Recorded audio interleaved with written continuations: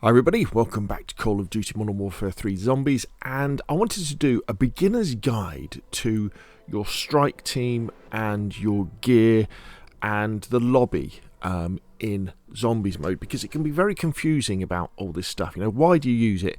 In particular as well, I'm coming at this from the viewpoint of a solo player. So let's start off with the strike team. So why do you have a strike team? Why do you have three different operators?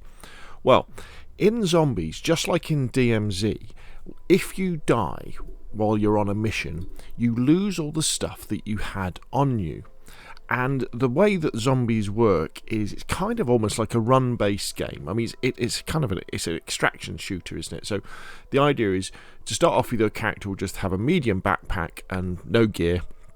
You'll give them a weapon, you'll go onto the map, you'll loot various stuff, and what you want to try and do is you want to get like a medium backpack or a large backpack. You want like a level 2 plate carrier or even a level 3 plate carrier, but they're further in. You want a self-revive kit, you want to get a gas mask, and you want to have, say, something like a kill streak on you as well. And if you successfully stay alive and extract, so get on a helicopter at the end, your character will keep those things on them. So you'll have, say, in this case, say for example with Soap, he's got a medium backpack, he's got a 2 plate carrier, and he's got a self-revive kit. My Captain Price has got a large backpack, I think that is. He's got a 2 plate carrier, a gas mask, and he's got a self-revive kit. So what you really want to do is, when you first start playing and getting used to the game, have 3 different operators and get them up to kind of a medium level of stuff, where they've got a gas mask, they've got two level backpack and a medium backpack, and a self-revive kit. And the idea with this is that then if you lose one, and trust me, there's loads of ways that things can happen. The game could crash, you could get called away, you might have to go and answer the door to a delivery person while you're playing, and that character is lost. You don't have to then go back and get in a backpack and a 2 plate carrier. You can then just switch to one of your other characters to do a mission, for example, and you can carry on as normal. Then come back to the strike team operator that doesn't have anything and start to build them up. It means that you can kind of keep like a special strike team operator for a really special mission. You know, maybe when you're playing with mates or something like that, or you've got a specific thing you want them to do. So that's why you have the different strike teams. Okay, so now, let's have a look at gear. So, as we said, if you look in the bottom left-hand corner, you've got the stuff that your character can keep with them from mission to mission. So, backpack, kill streak, vest carrier, gas mask, and self-revive kit. And then, depending on what rucksack they've got, you can carry different stuff with you.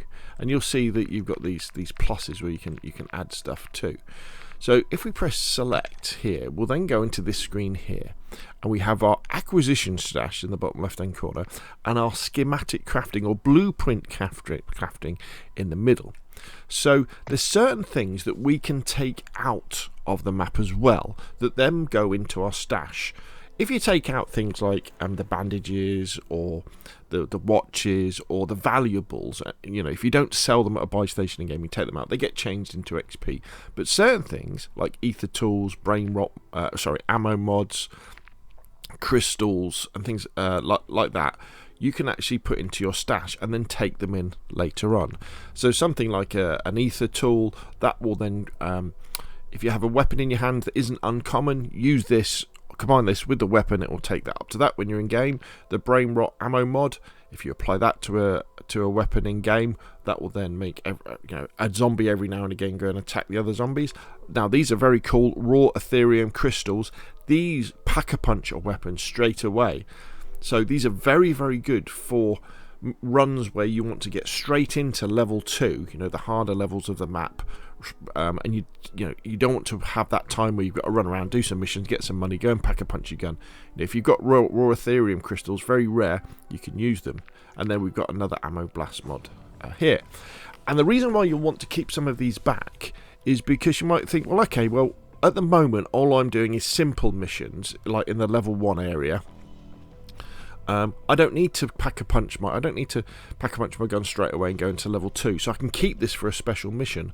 Also, with things like the ammo mods, some of the missions require specific ammo mods. The freeze one is a good example of that. So what you want to do is if you get one of those ammo mods in game, don't automatically use it on your gun.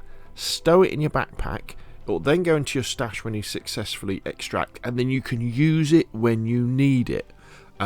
Which I think is pretty cool. So as you can see, you get the possibility of having 10 things that you can have in there, and you can destroy stuff as well. So you can get quite a few of these ether tools, and once you've got a fair few number of weapons, good weapons, you don't actually need it that much. But anyway, that's those. Now, the schematic crafting, or this is blueprint crafting.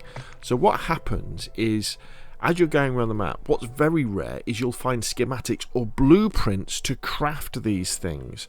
So, if we go, for example, to the ammo mods, you can get a blueprint or a schematic where you can craft your own brain rot ammo, or your cryo freeze ammo, dead wire, or your own perks. We'll talk about what perks are in a minute. Now, these do have quite long cooldowns, so you can't use them every single mission.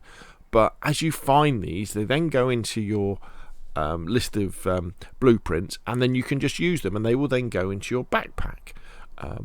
And it saves you having to, when you're in game, it means you don't need to bring them back, and it just gives you more resources to make you more powerful. Now, perks, Perca-Colas, these are the cans that you drink that give you perks in games. So they can make you run faster, they can make ADS faster, they can give you more health, they can do all these really cool things, and it's worth looking through them and becoming familiar with them. There are also the vending machines around the world that you can pay some money and you can drink them to make your character more powerful, and you'll also find them in caches as well, and as rewards when you kill certain enemies and when you do certain tasks as well. Very, very important as you're moving into level 2 and especially level 3 areas. You'll want to be perked up with quite a few of these perks, especially with things like Juggernog that give you more health and stamina up to make you be able to run faster as well. So very powerful. So hopefully now you kind of get the idea of that the Zombies is really a long-term game where you're going to be going in, you're going to be doing various missions or leveling up guns and stuff, extracting with things that are going to be useful and making it easier on the next run, or meaning that you can take on more difficult areas in your next run. I'd really like to see perhaps in a future updates where they flesh out this stash, where it looks maybe like a little base or something that you can go onto it that way. Now, you can take whichever tacticals and lethals you've unlocked in multiplayer, or you've unlocked through playing Zombies. It's totally up to you what you like to take. I mean, I like the Claymore because it's pretty much instantly available when you drop it. The Stim is pretty good. The Decoy Grenade is very good to get you out of trouble. Field Upgrade, Energy Mine, very good for killing lots of zombies. Apparently, I was watching a video the other day from the Tactical Brit who's saying, look, as you start going to the really hard areas, level 2, tier 2 and tier 3, you really want the Ether Shroud if you're playing solo, because this, when you get yourself into trouble, you trigger this, you become invisible to zombies, and you can get out of that situation, which it can be very easy to become overwhelmed with, especially when you're playing solo, because there's nobody to pick you up unless you get a stranger coming along and doing that. Right, so let's look at weapons next. So you don't need to take anything in if you don't want to, but if you go into your loadout, you see at the top you've got your insured slots. Now this can be any gun from that you've unlocked in the main game, and so you could choose something like, well, this is a Modern Warfare gun, so I could say, okay, let's have that, and then I could go to the gunsmith, and then I can add the optics, whatever I wanted to add onto this. Put a big magazine on it, I don't know, do this sort of thing. So I can change that gun and I can take that in. Now with the insured guns, what happens is if you die in game, or you leave the gun behind because you take something else from a mystery box or something like that, that will then have a cooldown before you can use it again. I think it's a couple of hours, I think, but as you do things in game as well, that cooldown can go down. However, it's not that important, to be honest, because what you want to do, the way I think you should play Zombies start off with anyway, unless you're going on a specific mission where you're going to be going and doing stuff straight away, whenever you go into the game, just go in with one gun. And your contraband guns, which are all of these ones, these are the ones that you've found in game and you've extracted with you. So what I will do is I will always pick my sort of the lowest gun, say something like this assault rifle that's only got 2. So I'll equip that, and I won't take another gun in. Now you can't use the gunsmith on these guns. I'll only take that in, and the idea then is I'll take that in. Or actually, I'll tell you what I should have said was, where are we? Gear. What I should have said was, if I want to level up a gun, so let's say I wanted to level up the BAS-B, so let's equip that one. Let's go to the gunsmith. Can we put a bigger magazine on it? A 30 round mag. Let's put that on. So I want to level up this gun, because you can level up multiplayer guns by playing zombies. So say I want to use that one. I would go in with that one, and I wouldn't go in with anything else. And I would use this gun a lot. I would try and kill a lot of zombies. I would probably pack-a-punch it to make it more powerful, so that when you're extracting, you can kill loads and loads and loads and loads of zombies with it to level it up. And then I wouldn't take anything as my secondary. Now, your secondary can be a main weapon, because the idea is that as I'm running around the map and doing tasks and doing missions and finding guns in caches and bags and as rewards, if I get a really good one that I want to keep, that's the one that I'll bring out with me, and then I will then add that to my contraband stash.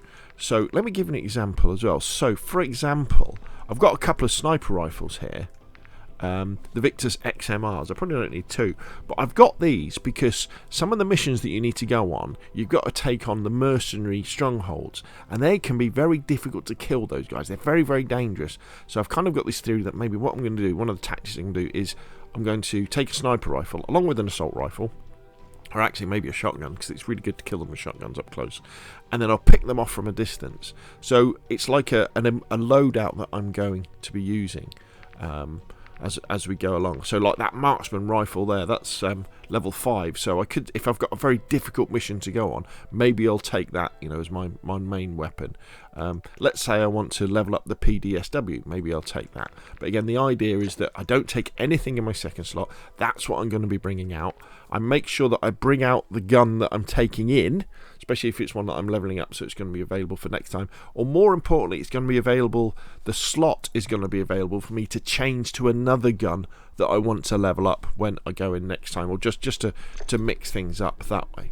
So you'll come to a point where you're right, you've got your tactical, you've got lethal, you've got your field upgrade, you've got the stuff that you want to take in your backpack, and then you're ready to go. And it's like, what you want to then do is you want to think about, well, what missions are you going to be doing?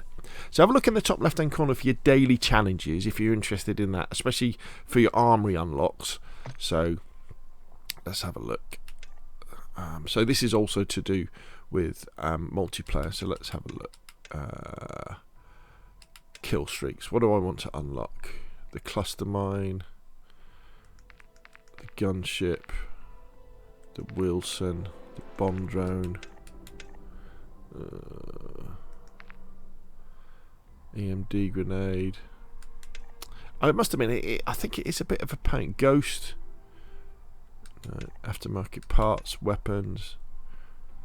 I don't know. Let's say it's that one. So let's activate that. So that's one thing that I'm going to bear in mind. But what you're really interested in is the story missions in the bottom right hand corner. So if we press A to click on this, and then we can press A to go into Act 1, because that's where I am at the moment. Now, I've completed the beginner missions, the introductory ones that kind of tell you how to play the game. And I've completed the Tier 2 Mission 1 of 1, which is Intercept, a bit of a pain, that one. And now, on Tier 3, I can choose which mission I want to go into. Now, as far as I'm aware, you can't change your mission in-game. However, if you do complete a mission, it will then flick back to the first mission. So, say, for example, I thought, right, actually, I'm going to have a go at Freezer Burn. And we can see what I need to do is slow 50 zombies down with Cryo Freeze and slow 10 Hellhounds. So if I had the Cryo Freeze weapon mod in my stash, I would then put that in my backpack, and when I spawned in, I would apply that to my gun, and I could go off and I could start doing that mission straight away without having to try and find the Cryo Freeze ammo mod. So you're going to see where that kind of comes from. Or I might think, okay, Saboteur, I might want to keep this one for when I'm when I'm with a squad, because that's taking on a lot of AIs, and the AIs are very difficult. Automated backup. Okay, deadbolt territories. That's more of a scavenging mission, so I could choose to do that one. So you can choose whichever mission you want to do, but you're going to be stuck with that when you're in game. As far as I'm aware, and they might change this with future patches, you can't change that over. So you could then maybe look at changing, your loadout to match that. So when you're happy with there, what you can then do is you then go down to start. Sorry, let's go back. So I've got squad fill off. If you look in the bottom left hand corner, I like to play by myself. And then it says, okay, so this is the mission you're going to be doing. So it gives you another chance to change the mission if it's something you didn't want to do. And we can confirm the mission. And then even before we ready up, it's saying, look, this is the stuff you've got. Because it's very easy sometimes, especially if you've just died in game and lost everything, to go into another game with nothing at all. It's not too bad. You can actually go in with nothing and just run around and open boxes until you find a weapon. And that's quite fun, really, because in the first areas, the zombies can't catch up with you. You can always run away from them. And basically, now you're ready to go. You've got your missions, you've got your guns, you know what you're going to be doing, you've got the gear in your backpack, and you've got a good idea what you want to achieve. So as soon as you spawn in, you can look at the map, look at the POIs that are around the map, get a vehicle, head off, and start enjoying the amazing thing that is Call of Duty Zombies in Modern Warfare 3. Okay, hopefully that's been useful. If it has been, hit the like button. If you want to see more of the same, press subscribe, and I will, of course, see you again soon.